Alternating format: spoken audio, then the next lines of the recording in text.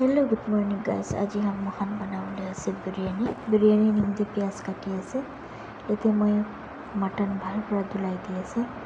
এতে পিছত একটা গুনা টমেটো भी ধুলাই দিছে, এফালে লসুন भी ধুলা আছে আৰু এটো পিয়াজটো কাটি কিনা ডিপ ফ্ৰাই কৰিবলৈ নিমতে পাৰবা কাটি কিনা ৰাখি দিছে।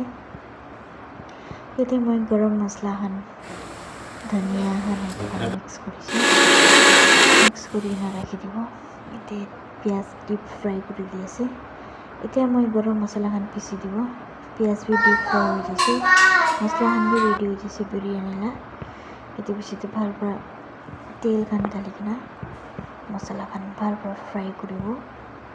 গৰম মছলা, জিৰা পাউডাৰ, আদা লসুন পেষ্ট, টমেটো, এতিয়া পিছে মটন মছলা সব দি কিনা ভাল পৰা মিক্স কৰি আছে। হলদি চুপাৰ পৰা और 2 चम्मच इसमें चिली पाउडर डालছে।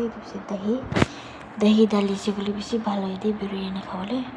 এতে বিরিয়ানিলা চাউল भी ধুলাই দিছে মই। এতে পিছতে বহাই দিব এলাইচি লং খান ঢালি কিনা। বিরিয়ানি তো রেডি হয়ে যাইছে।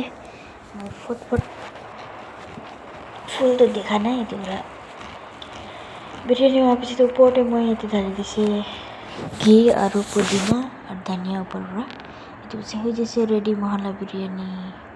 খাইনা শেষে ইমান টেস্ট লাগিছে দে guys. Thank you for watching my video. আপনি भी ঘৰতে ট্ৰাই কৰিব। বাই।